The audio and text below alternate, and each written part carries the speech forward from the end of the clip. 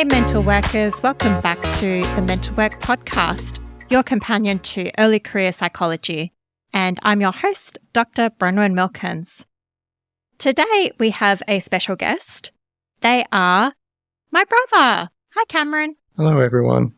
And the reason why we have my brother on today is because, well, they're an NDIS participant, and we've had an episode that is focused on how psychologists can work well in the NDIS from a psychologist's perspective.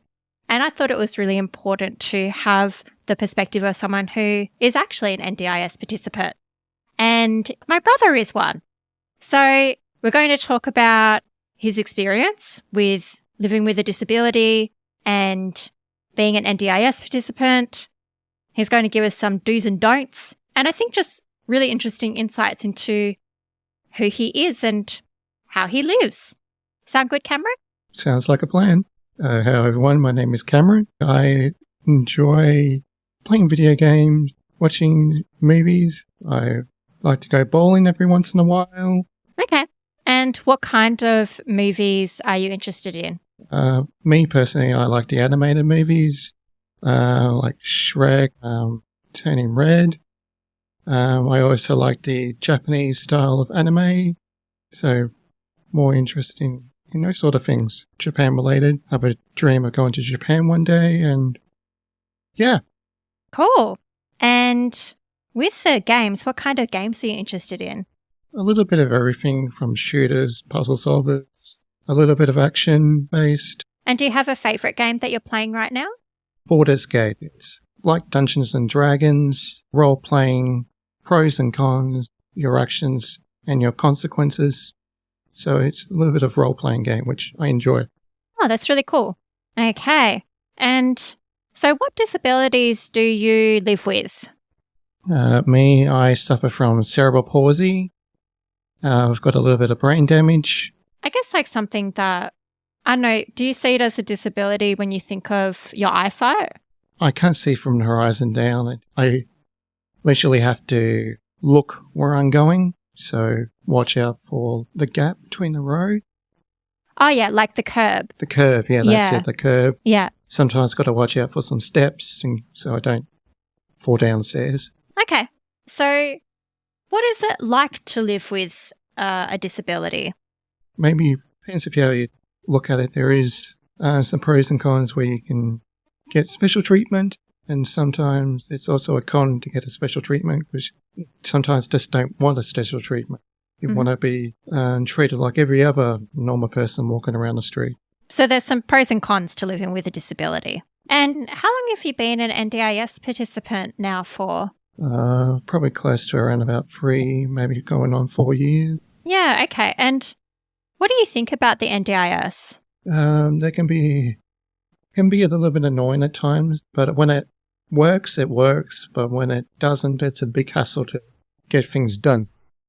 So, like, what's the best things about NDIS when it works? You get your support worker.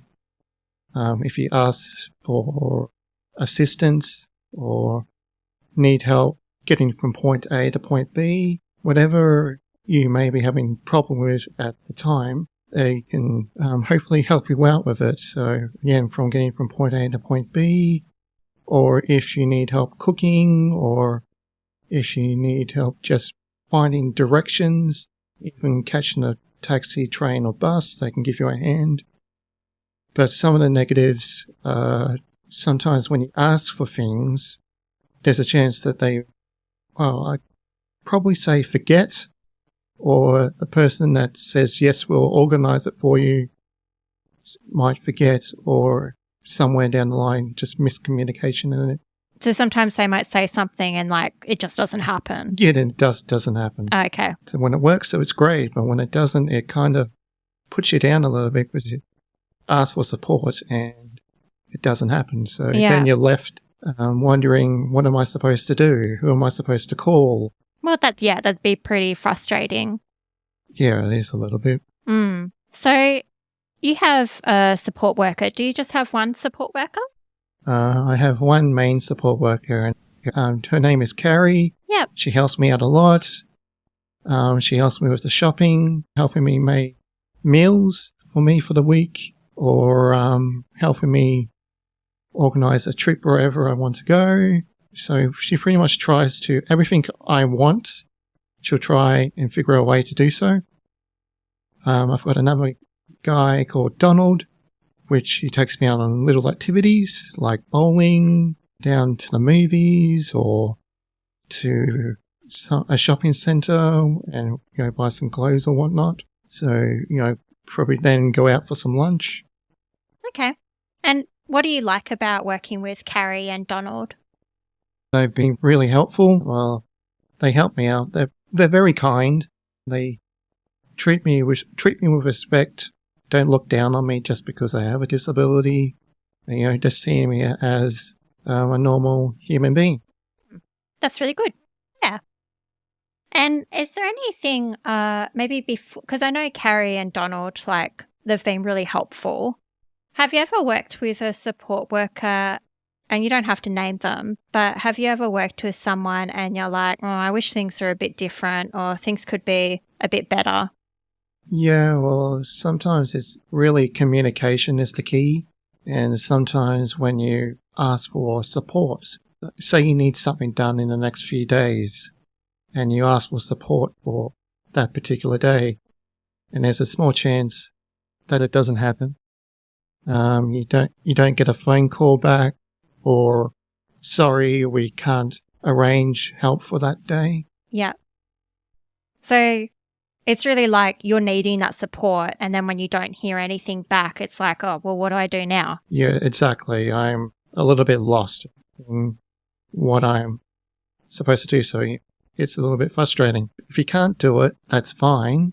Just give me a call and apologize, or say we can't do it for this day, but do you want to do it the next day? Yeah. It's just a give and take. I'm willing to work with you if you're willing to work with me.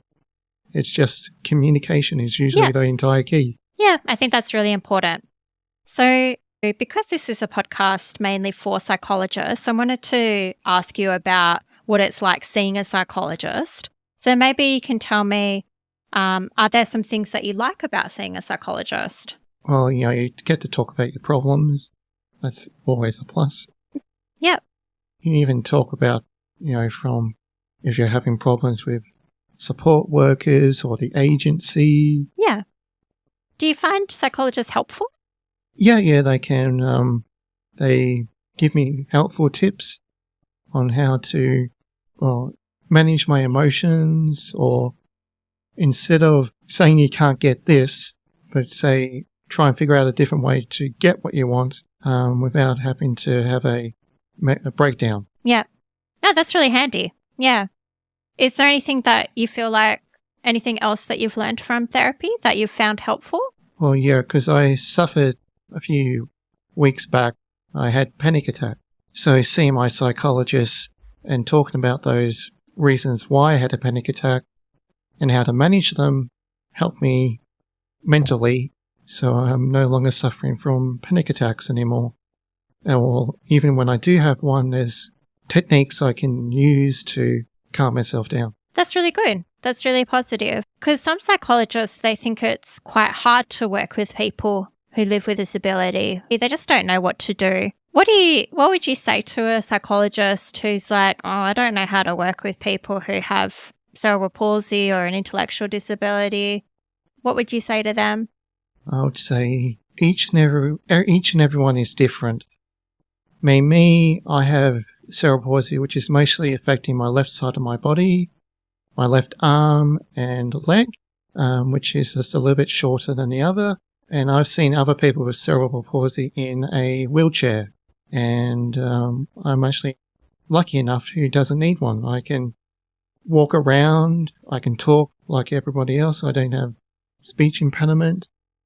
So you were saying that like everyone is different. Yeah, everyone is different and has different needs.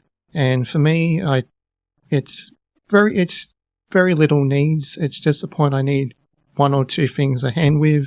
So I guess you'd be saying to the psychologist, like, just get to know the person.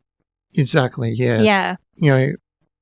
My disability version of cerebral palsy is not like somebody else's. So I don't need a wheelchair. I can walk around to the shops, no problem. I can pretty much get to, as long as I know where I'm going, I can get from point A to point B. It's just the little things I need help with. Yeah. I guess like a general question, but is there anything that really annoys you that people do or say to people with disabilities? Treating people like second-class citizens, if that makes any sense.